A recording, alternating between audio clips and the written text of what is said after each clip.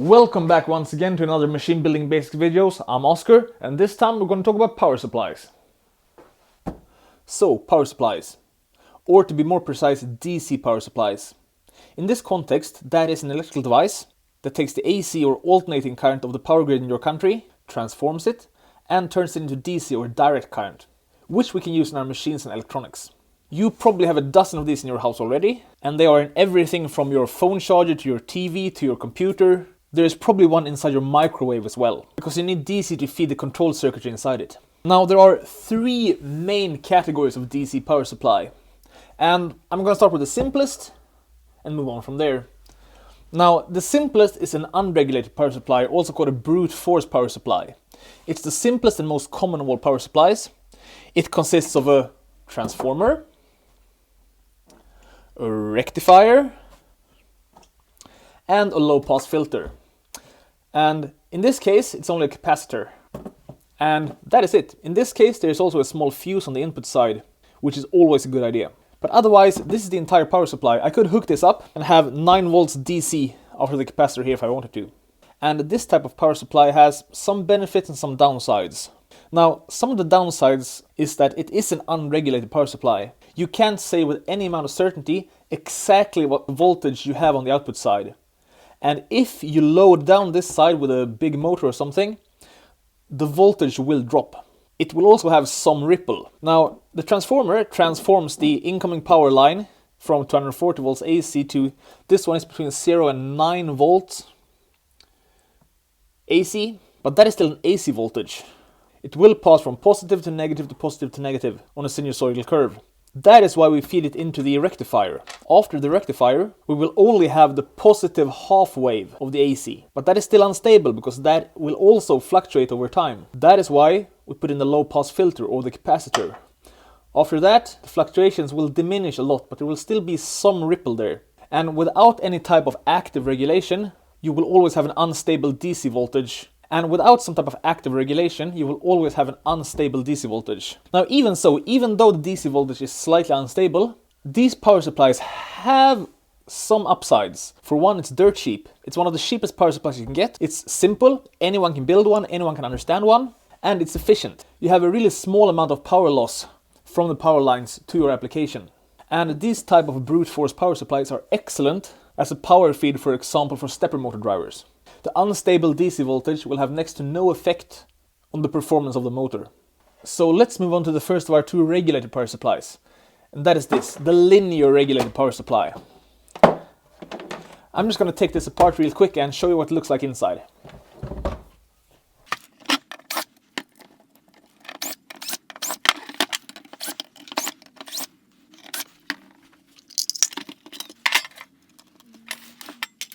And there really isn't much more to this type of power supply than this the brute force power supply I showed you first.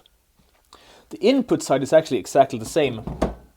We have the incoming AC line here, in this case, first going to a switch for turning it on and off. Then it goes into a transformer that knocks down the 240 volt AC incoming line to a more manageable something. I'm not exactly sure what the secondary side of the transformer is. Then after the transformer, we go to this small regulator board. In this corner here we have the diode bridge that converts the AC to DC. And these 4 diodes are actually exactly the same as this integrated circuit. Because inside this rectifier are 4 diodes hooked up exactly the same way as these are. But this is internally on the die. After that we have a couple of capacitors for filtering. And over here we have a small IC circuit. Now this IC has some unintelligible code written on it, so I can't be exactly sure what it is. But I would like to bet that is based on one of these. And this is an LM7812. I'm not sure if you can see that. And this is a jelly bean regulator. And what that means is that this is one of the most common type of regulators there is, the LM78XX series.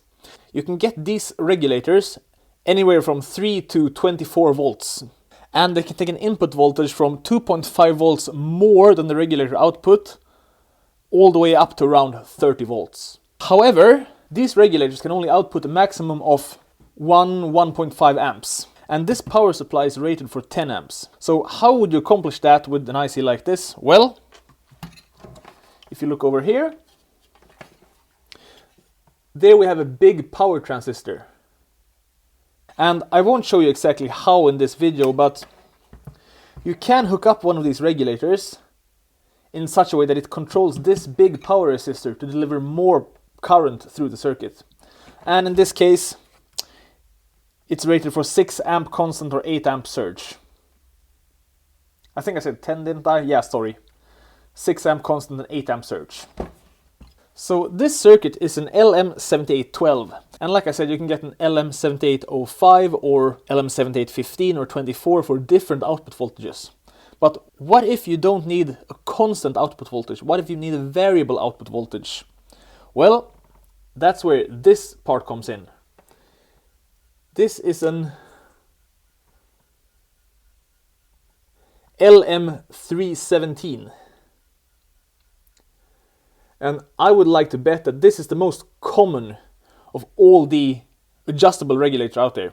Both of these ICs have been around since the 60s or early 70s. And they are still in use everywhere today. And you can get them in different packages as well. This is probably the most common one. It's the TO220 package, I think it's called. But you can also get them in dip packages or the SOT23s as well. And the 317 can take the same type of input voltage as the fixed 7812.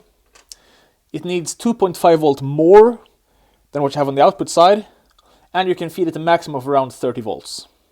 Now, the big upside compared to brute force power supplies is of course that this is a regulated power supply, and the regulator will make sure that the output side carries the same potential no matter how much current you draw from it, until of course you exceed the maximum current of the circuit, which is, like I said, 1 to 1.5 amps.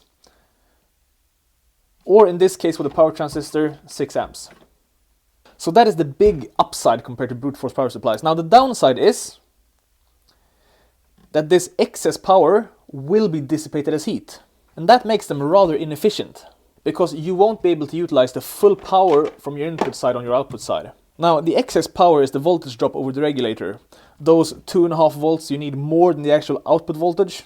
And when you take that full voltage times the full power running through the IC, so let's say we're pulling the maximum of 6 amps in this power supply, and we have a voltage drop of 2.5 volts over the regulator. That means we need to multiply 6 with 2.5, that gives us 15, which means that at under full load, this power supply will need to dissipate 15 watts of energy as heat. And this means that to run over time, they need to be cooled, either with passive heat sinks like this, or with active cooling like fans.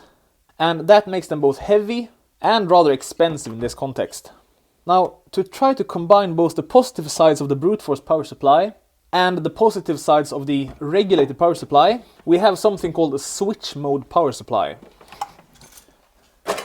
And that is this. Or your phone charger for that instance.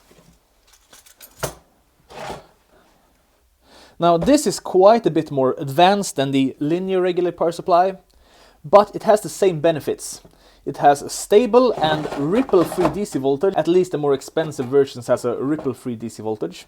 And they are both small, efficient, cheap, and like I said, gives a clean and stable output. A switch mode power supply works in 4 steps. First, it rectifies the incoming AC to DC. And right off the bat, we have a difference compared to the linear regulator and the brute force power supply, where we first knock down the voltage with the transformer. Here, we rectify it without transforming it. After that, we reconvert the DC into square wave AC using transistors as on-off switches. So we have a small IC converting the DC into a simulated AC voltage. And since we have a simulated alternating current, we aren't stuck to the 50 Hz or 60 Hz of the incoming power grid.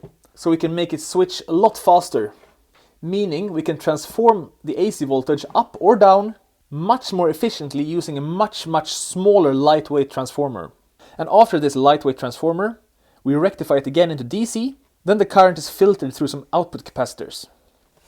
Now, voltage regulation is achieved by alternating the duty cycle of the inversion on the transformer's primary side. So, before the lightweight transformer, we change the duty cycle of the pulse width modulated signal to change the voltage on the output side of the transformer before the rectifier. Now, another upside of this is that the output side, or the DC voltage, is almost completely independent of the input voltage.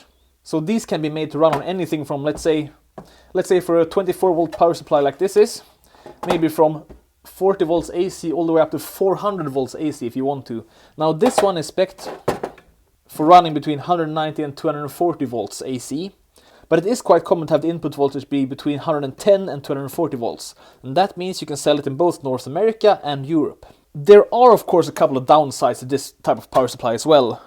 First of all, it's much more complex than the other two types. I mean, now basically anyone with some basic knowledge could build one of the first two types of power supply I showed you, and also as a consequence repair it. This one not so much. So it's more complex. It can also generate some high frequency noise on the incoming line, exactly the same as a variable frequency driver for an AC motor. And this is of course especially a problem on the cheaper ones. And the input filtering could be a lot better on this one as well, I've noticed. And these high frequency noises can of course distort other electronics in your house, if you have anything that is sensitive to that type of noise. And like I said in the beginning, the more expensive switch mode power supplies have a stable and clean output voltage. These cheap Chinese ones, they can have some quite significant ripple on their output. Now I checked this one with an oscilloscope and it's quite good, not the best but quite good. But some of the cheaper ones can be just as bad as the brute force power supply when it comes to ripple on the output. But they of course still have the advantage of being more efficient and also smaller and more lightweight. And once again, that is all I had for you today. If you like what you're seeing, please let me know. All the information and all the resources are down in the description as usual. And if you have any suggestions for future content, any comments, leave it down below or get in touch. Till next time.